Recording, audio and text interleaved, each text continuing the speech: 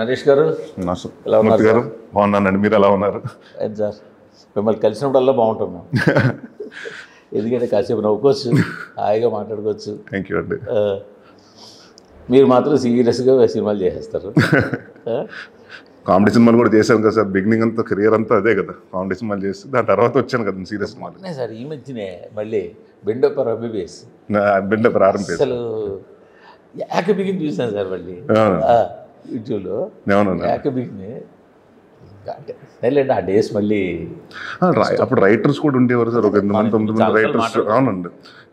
Plus ఆర్టిస్టులు కూడా అండి. నాన్నగారు సినిమాలు అంటే చాలా దాదాపు 35 మంది పైగా ఆర్టిస్టులు ఉండేవారు. ప్రతి ఒక్కరు క్యారెక్టరైజేషన్ ఉండేదండి. ఇప్పుడు కూడా ఉన్నారండి ఆర్టిస్టులు.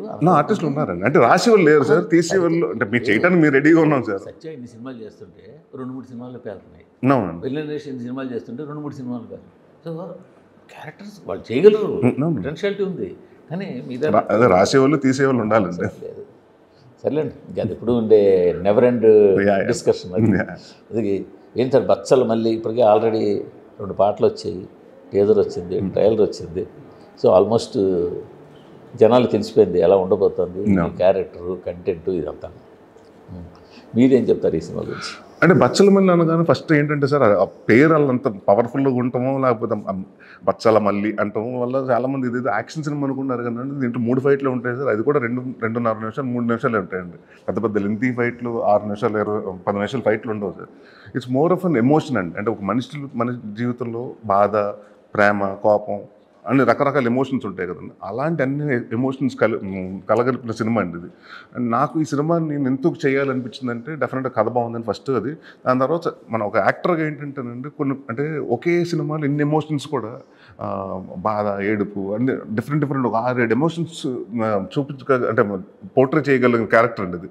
సో యాజ్ అన్ యాక్టర్కు it will be a challenge for me అండి. అంటే కొంచెం ఇప్పుడు ఫర్ ఎగ్జాంపుల్ అండి, మా డైరెక్టర్ గారు ఎలా ఉంటుందంటే, సార్ ఒక చిన్న యాటిట్యూడ్ నడుచుకురండి సార్, ఆ నడకలో మీరు మూర్ఖుడని తెలియాలండి.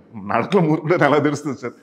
సో అలాంటివన్నీ కొంచెం అంటే ఫర్ మీ అంటే ఇప్పటి వరకు సార్ మీరు కూడా చాలా మొరటోడు నా మొగుడు, లేకపోతే ప్రెసిడెంట్ గారి పల్లం, ఇలాంటి రకరకాల సినిమాలు చూస్తుంటారు. కానీ ఇప్పటి వరకు ఎవరు దాన్ని ఏమంటారంటే మూర్ఖత్వం మీద సినిమా తీయలేదండి. సో మూర్ఖత్వం అన్నది బార్డర్ దాటేస్తే మనిషి అంటే కొన్ని జీవితంలో ఇప్పుడు మీ జీవితంలో కొన్ని తప్పులు చేస్తుంటాను, నా జీవితంలో నేను కొన్ని తప్పులు చేస్తుంటాను, బాధపడుతుంటాను. తర్వాత కూర్చుని ఆ రోజు ఆ సినిమా చేసి ఉండకపోతే నా కెరీర్ ఇంకొక రకంగా ఉండేది, ఆ సినిమా తర్వాత ఈ సినిమా ఒప్పుకుంటే ఇంకొక రకంగా ఉండేది అనుకుంటాం కదా సార్. అది మానవ సహజం. అలాగే ఈ సినిమా చూసిన తర్వాత ప్రతి ఒక్కరు బయటకు వచ్చిన తర్వాత మన జీవితంలో మనం కూడా ఏదైనా చేసాం.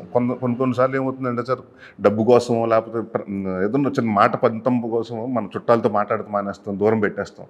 బట్ ఒక చిన్నది అండి, చిన్న రీజన్ అయి ఉండొచ్చు, అదేదో ఒక ఆస్తి తగాద అయి ఉండొచ్చు, లేకపోతే అన్నా చెల్లెల మధ్యన ఏదో చిన్న కాన్ఫ్లిక్ట్ రావచ్చు. బట్ తర్వాత ఏంటంటే ఆ దూరంలో పెరిగిపోతూనే ఉంటుందండి. బట్ మనం ఒక్కసారి వచ్చి ఏముంది ఆ రోజు చిన్న గొడవకి అయిపోయింది అని సర్దేసుకుంటేనండి మొత్తం అన్నీ మళ్ళీ క్లియర్ అయిపోతుందండి. సో బచ్చల మల్లిని చూసండి చాలా నేర్చుకుంటారు ఈ సినిమా తర్వాత. ప్రతి ఒక్కరు కనెక్ట్ అవుతారండి.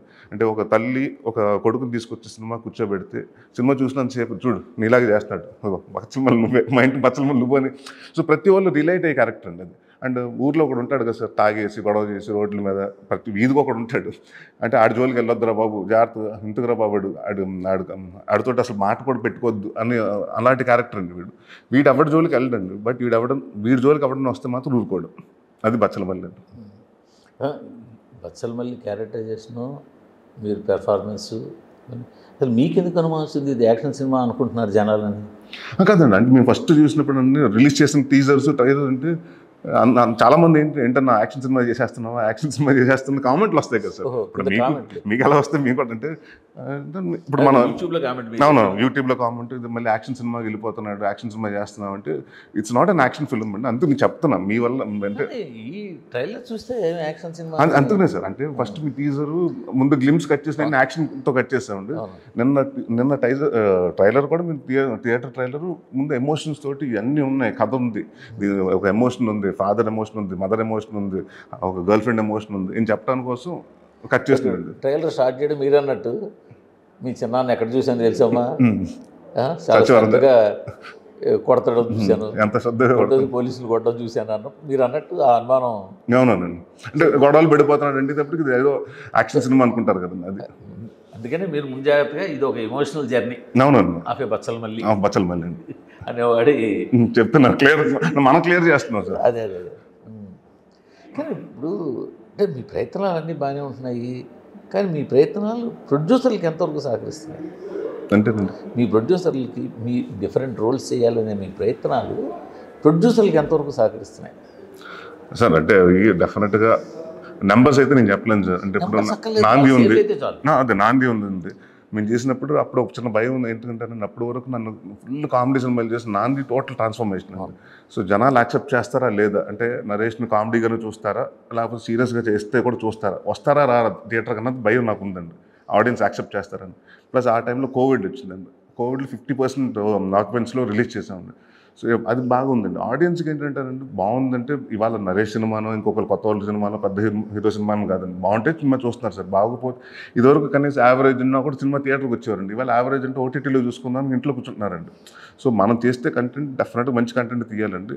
సో దానివల్ల ఒక్కోసారి డెఫినెట్గా డబ్బులు వస్తుంటే పోతే ఇట్స్ లైక్ సార్. ఇప్పుడు మనం సంవత్సరానికి నాకు తెలిసి 200 తెలుగు స్ట్రైట్ ఫిల్మ్స్, ఒక మలయాళం, కన్నడ డబ్బింగ్, తమిళ డబ్బింగ్ అన్నీ చూసుకుంటే 300-350 సినిమాల దాకా రిలీజ్ అవుతాయండి సంవత్సరానికి. మనకి దాంట్లో 20 సినిమాలు 30 సినిమాలు ఆడతాయి సార్. ఆ 20 సినిమాలు మనం ఉండాలని కోరుకోవాలి, కానీ మొత్తం అంటే 300 అది కాదు కదా సార్. సో డెఫినెట్గానండి ప్రొడ్యూసర్స్ అదేనండి. ఇప్పుడు నాతోటి ఒక సేఫ్ ఏంటంటేనండి, ప్రొడ్యూసర్కి పోయినా కూడా ఒక ₹1,00,00,000 50 లక్షలు అంత ఆ బార్డర్లో ఉంటుంది కానండి.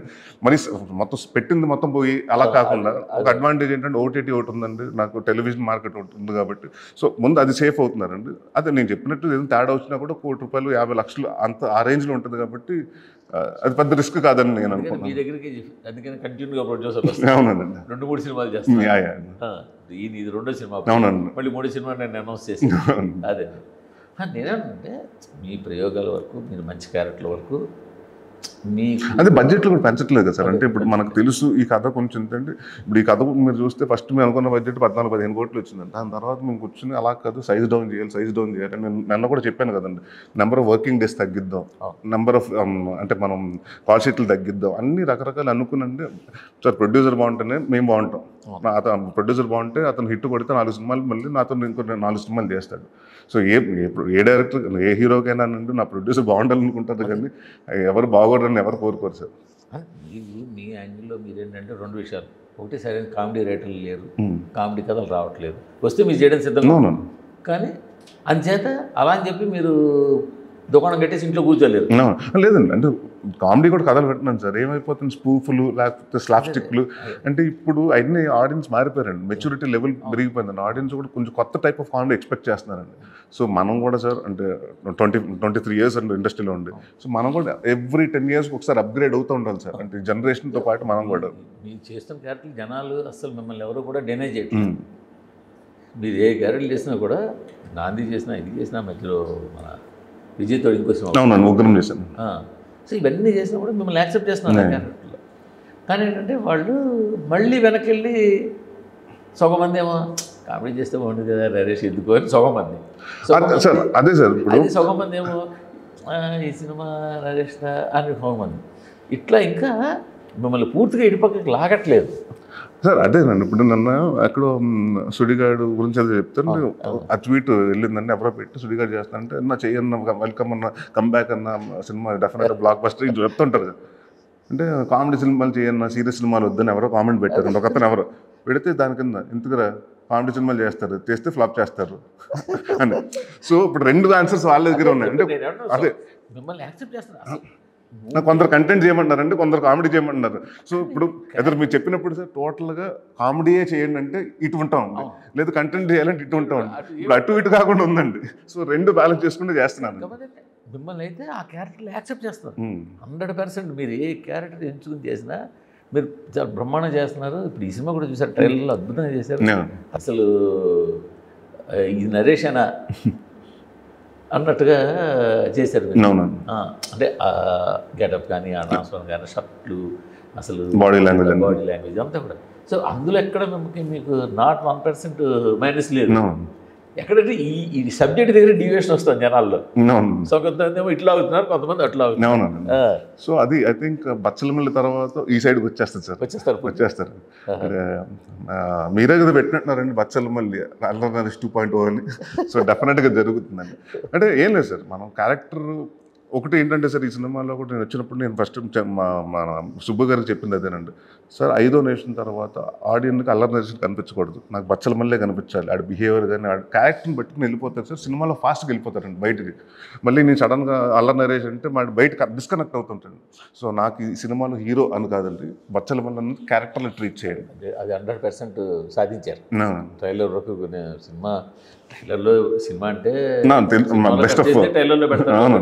బట్ ఖచ్చితంగా అసలు ఎవ్రీ ఫ్రేమ్ ప్రతి ట్రైలర్ అయితే నేను అందుకే మొదటి చూడగానే నాకు 2.1 అన్నది అందుకనే ఎక్సలెంట్గా. అవునండి.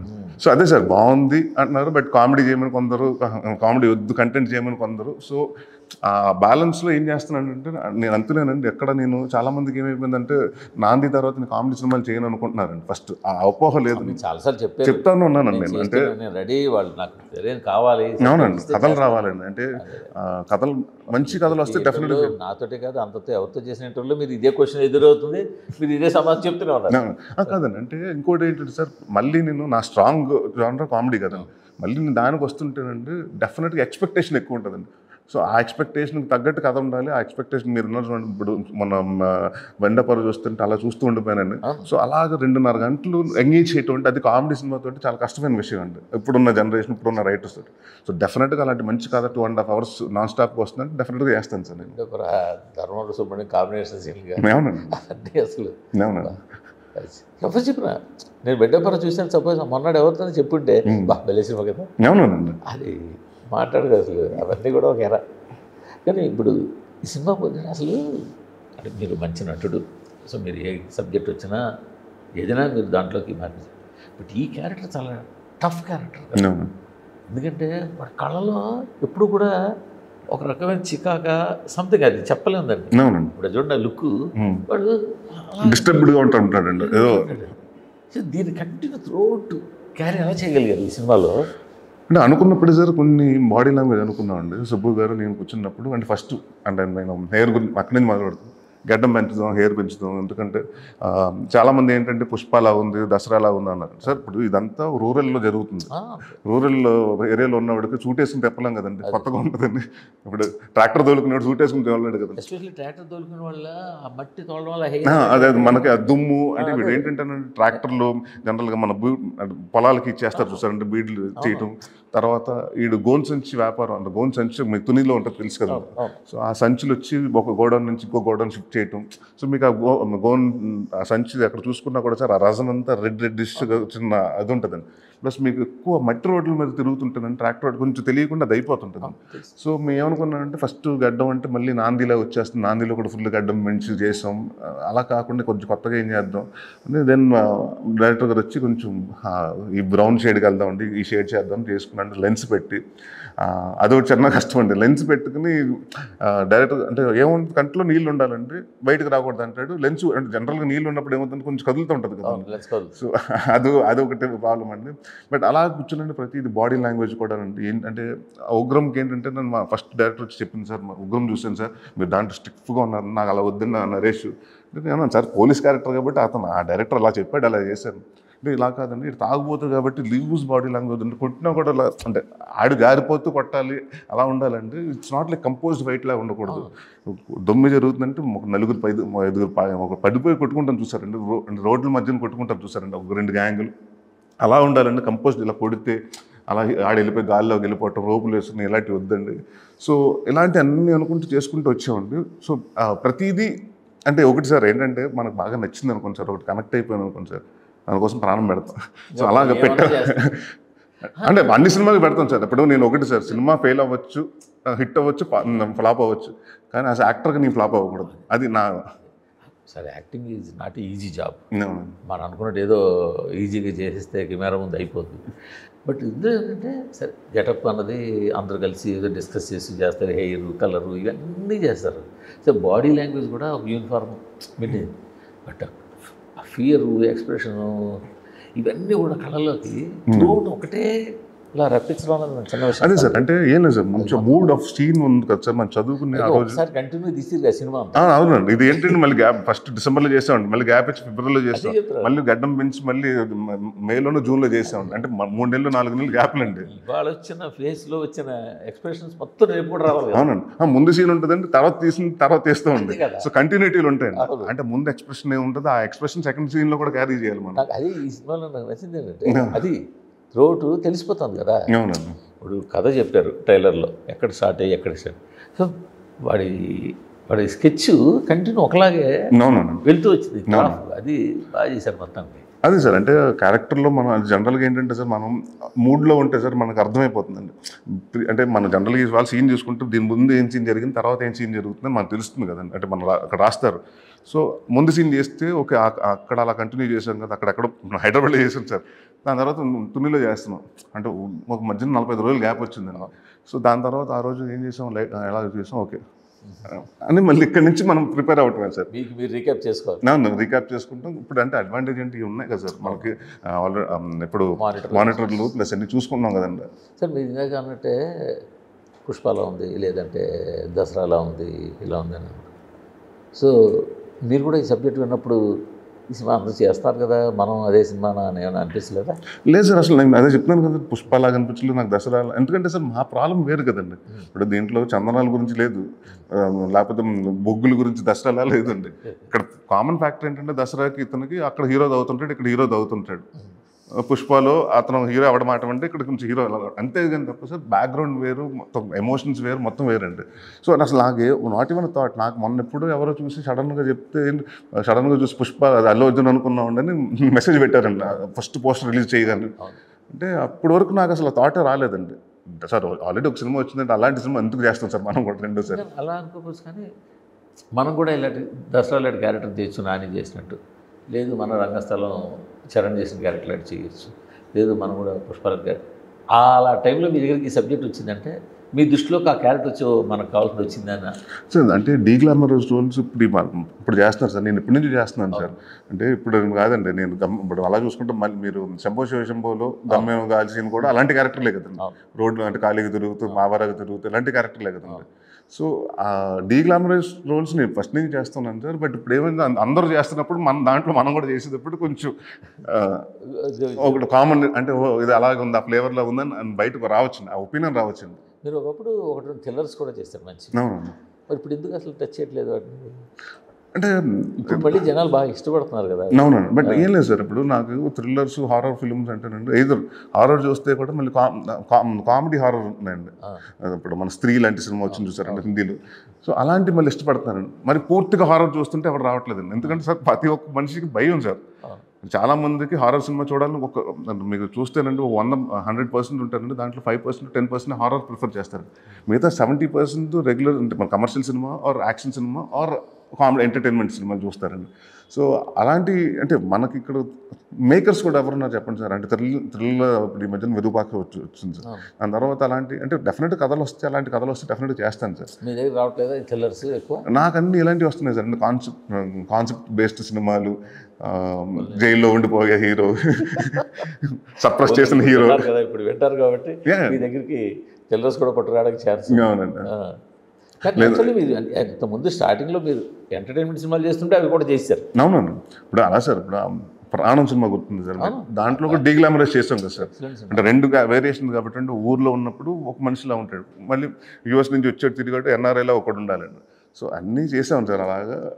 బట్ ఆడలేదు, మన టైం బాగాలేక ఆడలేదు. అన్నీ చేసేసారు, ఏం చేసినా ఇది ఆల్రెడీ చేసింది. అంటే కామెడీలో కూడా సార్ ఇప్పుడు చాలామంది ఏమంటారంటే సుడిగాడి తర్వాత నీ కెరీర్ తగ్గిందంటే, సార్ సుడిగాడి తర్వాత కూడా నేను కామెడీలు కొత్తగా ఏం చేద్దాం ట్రై చేశానండి. ఇప్పుడు అది కుదరలేదు, ఆడలేదు అనుకోండి. లడ్డు బాబు నా ప్రయత్నం చాలా కష్టమైన ప్రయత్నం అండి. 100 రోజులు ఆ బాడీ ప్రాస్థెటిక్ మేకప్ వేసుకుని అంటే చాలా కష్టపడ్డాను. హెల్త్ ఇష్యూస్ ఎన్ని అయినాయండి, బట్ అది ఆడలేదండి. ఎందుకంటే ప్రాస్థెటిక్ అన్నది మనం సినిమాకు బయటకు వచ్చేటప్పటికీ నాకు ఒక డిస్ట్రిబ్యూటర్ అడిగాడండి, సార్ మీరు కనీసం ఒక 20-30% మీరు మీలా కనిపించి ఒక 70% అసలు టోటల్గా సినిమాలో మీరు మీలాగా ఒక 2 నిమిషాలు 3 నిమిషాలు ఉన్నారండి. ఎవరో కృష్ణుడు ఉన్నారు కదా ఆర్టిస్ట్, కృష్ణుడు లాంటి ఆ మనిషిని పెట్టేసి మీరు ఏదో మీరు డబ్బింగ్ చెప్పినట్టుందండి, మిమ్మల్ని చూస్తున్న ఫీలింగ్ నాకు రాలేదన్నాడు. దాని తర్వాత యాక్షన్ 3D అండి. 3Dలో కొత్తగా చేద్దాం, యాక్షన్ చేద్దాం అనుకున్నాం. డబ్బు బాగా ఖర్చు పెట్టారండి. Both the films didn't work అండి. అది ఇంకా అదేనండి. కానీ బిగ్గెస్ట్ డిసప్పాయింట్మెంట్ ఇది లడ్డు బాబు అండి. చాలా బిగ్గెస్ట్ డిసప్పాయింట్మెంట్. అవునండి. అది మాత్రం అంటే ఇక్కడ లడ్డు బాబు అంటే సార్ నేనేమనుకున్నాను, కొత్తగా ఉంటుంది, చిన్న మన నటి ప్రొఫెసర్స్ ఎన్ని ఉన్నాయి చూసారండి. ఇప్పుడు మనం అంటే మేము కూడా ఏం చేసామంటే ఆ సినిమాను కామెడీ చేయాల్సిందండి. అటు సీరియస్ కాకుండా ఇటు కామెడీ కాకుండా మధ్యన వెళ్ళిపోయిందండి. ఇప్పుడు మనం కమల్ హాసన్ గారు ఒక లేడీ గెటప్ చేశారు కదండి, బామ్మని సత్యభామని, దాంట్లో ఫన్ ఉంటుందండి. అలా మనం కూడా ఫన్ చేస్తుంటే మనం ఏంటంటే ఆ లావ్ క్యారెక్టర్ మీద కామెడీ చేయడం మొదలు పెట్టండి. అతని మీద సింపతి రాక మొదలు కాపు వచ్చింది జనాలకి.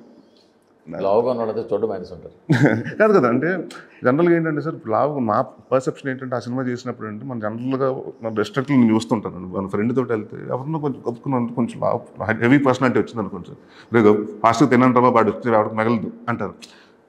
అది ఉంటుందండి మనకి. థియేటర్లో ఎప్పుడైనా లావుగా ఉన్నాను కొంచెం పక్కకి వెళ్ళిపోతే మనం వెళ్ళిపోవచ్చు, స్లోగా నడుస్తుంటారు కదండి పాపం. సో మనకి ఎప్పుడు అది ఉంటుందండి. సో నేనేమనుకున్నా అంటే వాళ్ళకి మీద డెఫినెట్గా లావ్ అనేది వాళ్ళ తప్పు కాదు, వాళ్ళ మనుషులు వాళ్ళకి ఇది ఉంటుంది, దే ఆల్సో సెన్సిటివ్. వాళ్ళకి తెలుసు వాడు లావుగా ఉన్నాడు, తగ్గే ప్రయత్నం చేస్తున్నాడు, తగ్గలేకపోతున్నాడు. సో డోంట్ వాళ్ళని దాన్ని ఏమంటారంటే చిన్న చూపు చూడొద్దు అన్న చెప్పే ఉద్దేశం అండి. మీరు పెరగాలంటే పెరగట్లేదు, తగ్గాలంటే తగ్గట్లేదు. సో అది మంచి పెద్ద డిసప్పాయింట్మెంట్ అండి. అది లడ్డు బాబు అండ్ యాక్షన్ 3D రెండు పెద్ద డిసప్పాయింట్మెంట్. అంటే కొత్తగా ట్రై చేశాను బట్ రెండు ఫెయిల్ అయినాయండి. కొట్టుంటే ఇంకొక రకంగా ఉండేదండి. ఇప్పుడు నేను అంటాను మీలాంటి వాళ్ళు అందరూ కూడా ఏమంటారంటే కథలు రావట్లేదు, లేకపోతే రైటర్లు రావట్లేదు అంటారంటే, అసలు మీ దగ్గర రావడానికి విండో ఏంటి చెప్పండి అసలు?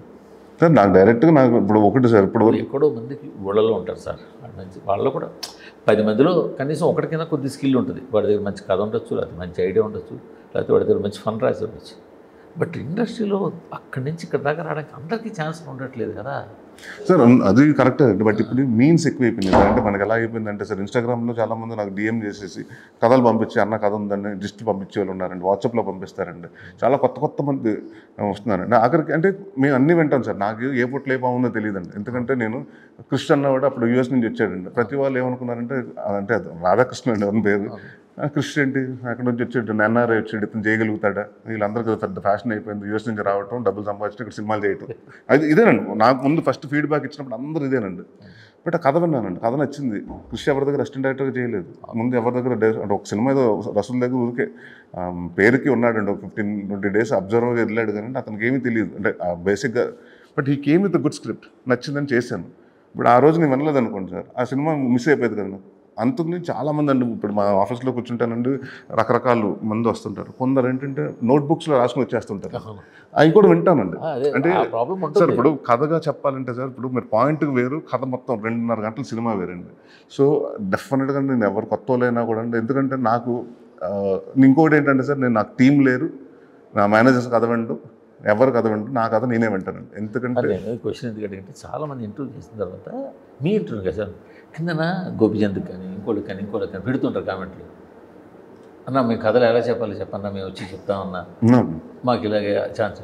నేనేమంటే మీలాంటి వాళ్ళు సార్ మీకు సార్ నేను అదే చెప్తున్నాను, allaraNaresh@gmail.com. ఎవరికైనా మంచి కథలు ఉంటే దాన్ని పంపించండి, నేను చదువుతాను, నచ్చితే మిమ్మల్ని పిలిపించి. లేదా మీరు ఏదైనా ఒక వాట్సాప్ నెంబర్ ఒక అసిస్టెంట్ దగ్గర పెడేసి దాన్ని కొట్టుకోండి, ఎన్ని ఇచ్చినా సరే వస్తే అంతొచ్చి వాడు ఫిల్టర్ చేసి మీకు ఇచ్చిన. సార్ దీంట్లో కూడా ఏమైపోయిందంటే సార్, అప్పుడు నెంబర్ పంపించాం అనుకోండి సార్, ఆడుకునే వాళ్ళు కూడా ఉంటారు దాంట్లో, తెలుసుగా మీకు. అంటే సీరియస్ కాదు సార్, అంటే నేను నాది కదండి ఏదైనా కూడా సార్. ఇప్పుడు సీరియస్నెస్ అంటే ఎలా ఉంటుందంటే సార్, ఇప్పుడు 10 మంది నిజంగా కష్టపడి ఇష్టం సినిమాతో ప్యాషన్ తోటి రాసుకునే వాళ్ళు ఉంటారు సార్. కొందరు ఊరికే మనం కూడా ఏదో రాయేద్దాం అన్నది ఉంటుందండి. కొందరు ఏంటంటే కలుద్దాం, ఎలా కథ ఉందని చెప్పి కనీసం కలిసి సెల్ఫీ తీసుకుందాం అన్నట్టు. సో ఆ ప్రాసెస్లో కూడా మీకు చూడండి సార్, ఇక్కడ కూడా చాలా అవుతున్నాయి. సో ఎంతమంది ఎంత సీరియస్గా ఉన్నారు అంటే, మా ఫాదర్ దగ్గర ఒక చూసేవాడినండి నేను, చాలాసార్లు పొద్దున్నే లేచి వెళ్ళిపోతుంటే ఒక పర్సన్ ఉండేవాడు, రేపు ఎల్లుండి అని చెప్తుండేవాడు. నేను అడిగేవాడిని, డైలీ రమ్మంటున్నారు కదా, అతనికి ఇస్తున్నారా ఇవ్వట్లేదు, ఎందుకు చెప్పేచ్చు కదా పాపం, అతను అక్కడి నుంచి ఇందిరానగర్ నుంచి కృష్ణానగర్ నుంచి వస్తానంటే ఎందుకు తిప్పించుకుంటున్నారు సాడిస్ట్ లాగా. నేను అడిగాను, కాదురా ఊరికి వచ్చేసి ఏదో ఛాన్స్ కోసం కాదు, ఆడికి నిజంగా ఇంట్రెస్ట్ ఉందంటే ప్రతిరోజు వస్తాడు, ఆడికి చెయ్యాలి. లేదంటే ఎందుకు చాలామంది ఊరు అంటే కసి మీద వస్తారు ఇండస్ట్రీకి, ఆ కసిలో ఉన్నవాడైతే డెఫినెట్గా ఎన్నిసార్లు చెప్తే అన్నిసార్లు వెయిట్ చేస్తాడు, పేషెన్స్ ఉండాలి ఇక్కడ. ఊరికి వచ్చేసి ఇవాళ కలిసేసి ఇది ట్రై చేసి లేదు ఇంకో డైరెక్టర్ దగ్గరికి వెళ్ళి అలా కాదు.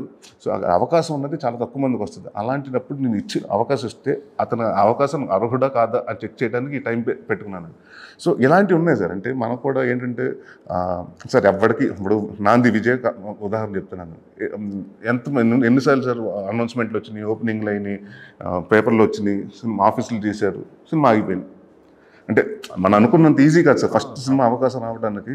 మనం ఎంత బ్యాక్గ్రౌండ్ ఉన్నా సార్, ఎంత ఇది ఉన్నా కూడా బ్యాక్గ్రౌండ్ ఉంటే ఏంటి సార్ సినిమా తీస్తారు. రెండో సినిమాకి మన టాలెంట్ లేకపోతే చూడరు సార్ ఎవరు. సారీ టు మీ ఇంట్లోనే ఎగ్జాంపుల్ కదా, మీ బ్రదర్ మీకన్నా మీ ఫాదర్ పనిగొట్టు హీరో చేసి అవునండి, మీరు మీ అంతా హీరో అయ్యారు, బట్ మీరే నిలబడ్డారు. అదే సార్ ఇట్స్ అప్పుడు ఆడియన్స్ యాక్సెప్టెన్సీ యాక్సెప్టెన్సీ అంతే, దానికి ఏం చేయాలి.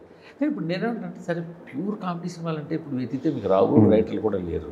ఇప్పుడు సామాజిక వర్గం వల్ల సినిమాలు వచ్చాయి, కామెడీ బిక్స్ with some youthful family story, ఇది ఒక ప్యాకెట్ స్టోరీ. అలాంటి స్టోరీ ట్రై చేయట్లేదు మీరు? వస్తుంది సార్. ఇప్పుడు నెక్స్ట్ ఒకటి చేస్తున్నామండి, ఒక కథ ఒకటి ఓకే అయిపోయిందంటే అంటే కామెడీ ఉంటుందండి, ఫుల్ కామెడీ, హిలేరియస్ కామెడీ.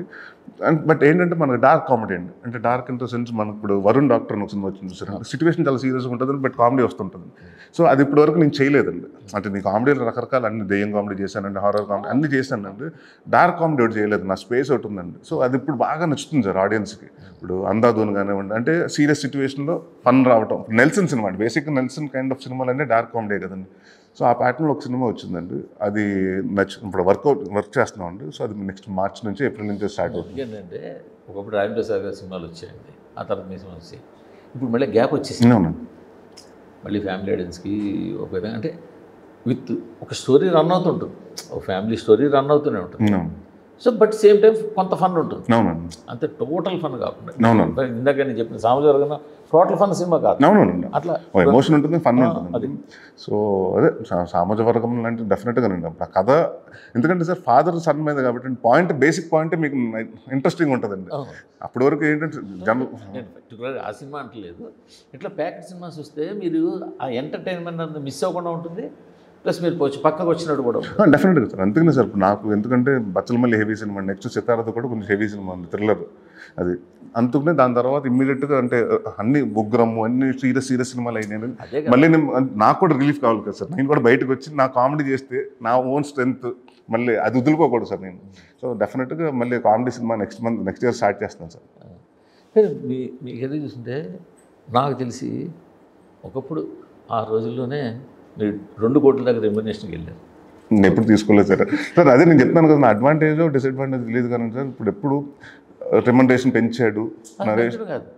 ఆ రోజుల్లో మీ కెపాసిటీకి మీ సినిమాలు కాబట్టి 1 to 2 వదులుకున్నాయి కూడా ఉన్నాయి సార్. బట్ ఇవాళ కూడా ఇంకా మీరు ఇంచుమించుగా దానికి అటు ఇటుగానే ఉన్నారు. బట్ మిగతా వాళ్ళు చూసుకుంటే ఇవాళ రెమ్యునరేషన్ చూసుకుంటే చాలా హై రెమ్యునరేషన్. అది మీకు ఎలా అనిపిస్తుంటుంది? మనం ఇంకా ముందుకి అక్కడే సార్. ఒకటి సార్, ఫస్ట్ థింగ్ ఏంటంటే కంపేర్ చేసుకోకూడదు సార్. ఎందుకంటే 23 సినిమా నేను ఫస్ట్ అల్లరి సినిమా సంధ్యలో చూస్తున్నప్పుడు అండి, ఆ రోజు బయట అంతా కూర్చుని గుర్తుపడతారో కనీసం జీవితంలో 5 సినిమాలన్నా చేయగలుగుతాను అనుకున్నాను. ఇప్పుడు 64 సినిమా అండి ఖర్చులు. సో ఈ ప్రాసెస్ ఇంత అంటే ఈ అవకాశాల కోసం ఎంతమంది వెయిట్ చేస్తున్నాను, నాకు వచ్చినాయండి. సో నేను హ్యాపీగా నా వర్క్ ఉంటాను కానండి, అవతల వాళ్ళతో కంపేర్ చేసుకుని నాకంటే వెనకాల వచ్చిన వాళ్ళు అంత తీసుకుంటున్నారు, వాళ్ళకు ఇంత మార్కెట్ అయిందంటే సార్ ఆ సినిమాలో యాక్సెప్టెన్స్ అండి. ఇప్పుడు నా సినిమా కూడా రేపు ఇది బాగుంది, మచ్చలమల్లి అన్నది 30-40 కోట్లు చేసిందంటే పెంచుతారు సార్, ఆబ్వియస్ ఇది. సో దాన్ని బట్టి ఇక్కడ డిమాండ్ ప్లస్ సప్లై కదండి. ఇప్పుడు మన సినిమా ఎంత కలెక్ట్ చేస్తే మన రెమ్యునరేషన్ అంత పెరుగుద్ది. సో మనది ఏంటంటే అన్ని 10 కోట్లు 12 కోట్లు ఉంది కాబట్టి సార్ మన రెమ్యునరేషన్ మన బడ్జెట్లు అంత ఉంటున్నాయి కాబట్టి దాంతో మన సినిమాలు చేసుకోవాలి అంతేనండి. సో డెఫినెట్గా బడ్జెట్ మార్కెట్ సినిమా రెవెన్యూ పెరిగితే సార్ దాంతో బడ్జెట్ ఆటోమేటిక్ మనం అడగక్కర్లేదు సార్, ప్రొడ్యూసర్లు వచ్చి పెంచుతారు. మీకు తెలియదే ఉంది ఆ విషయం. మీ నాన్నగారు బ్యానర్ని రివైవ్ చేద్దాం కొద్దిగా ట్రై చేశారు, కానీ అంత ఆశాజనకం కావాలా అంత ఆగిపోయారు. లేదు సార్ చేద్దామనండి, బట్ ప్రాబ్లం ఏంటంటే సార్ ఈవీ సినిమా బ్యానర్ మీద పెడితే సార్ కామెడీ సినిమా ఎక్స్పెక్ట్ చేస్తున్నాను. నేను అది చెప్పి నేను బచ్చలమల్లి పెట్టి తీయలేను కదండి ఈవీ సినిమా మీద. కొత్త బ్యానర్ పెట్టండి అప్పుడు. లేదు సార్, అదే నాకు అంటే బ్యానర్ అదే ఉంటుందండి. సో నాకేంటంటే నాన్నగారు బ్యానర్ మీద పెట్టి కామెడీ సినిమాలు చేయాలి నేను, సంవత్సరానికి ఒకటి అన్నీ ఆయన కోసం. అంటే ఆయన కైండ్ ఆఫ్ స్టైల్ ఉంటుంది సార్ అండి, ఈవీ గారి స్టైల్ అంటారు మన ఈస్ట్ వెస్ట్లో విలేజ్లో మన ఇప్పుడు బండెప్పారు అలాంటి స్టైల్ ఏదైనా సినిమాలు ఆయన స్టైల్ సినిమాలు చేయాలని ఉంది. ఆయన మీరు చేసిన ఎర్లీ డేస్లో మీరు చేసిన సినిమాని మళ్ళీ మీరు 2.2 అన్నట్టుగా. ఏం లేదు సార్ అవి అంటే సార్ ఆల్రెడీ ఒక క్యారెక్టర్ చూసేసిన తర్వాత మళ్ళీ ఆ క్యారెక్టర్ ఎక్కడ సార్ అప్పుడు గాలి సీన్ బాగుందని మళ్ళీ అదే అన్ని సినిమాల్లో గాలి సీన్గా చేస్తుంటే బోర్ కొట్టేస్తుంది అండి. సో క్యారెక్టర్ వేరియేషన్స్ ఉండాలండి. అలాంటి అంటే మనం ఇప్పుడు ఏదో సుడిగాడు 2 తప్పండి ఇంకా అంటే అది అనుకుంటున్నాం కానండి. అది మన ఇప్పుడు ఇంకోటి ఏంటంటే సెన్సిటివ్ అయిపోయింది సార్. ఎవరు ఫీల్ అవ్వకూడదు, ఎవరు హర్ట్ అవ్వకూడదు, ఎవరిని కించపరచకూడదు. ప్లస్ అందరూ ఇప్పుడు డాక్టర్లు అంతా మీకు ఫీల్ అవుతూ వస్తారేమో. అదే కాదండి అంటే అవును సార్. అప్పుడు ఏమైపోయిందంటే ప్రతి ఒక్కళ్ళకి ఇన్సిడెంట్ అయిపోతుంది సార్. ఇప్పుడు ఆ రోజు శివశాస్త్రి చేసాం, ఎవరే మాట్లాడలేదండి. ఇప్పుడు అదే శివశాస్త్రి ఈరోజు రిలీజ్ అయితే కితకితలు సార్.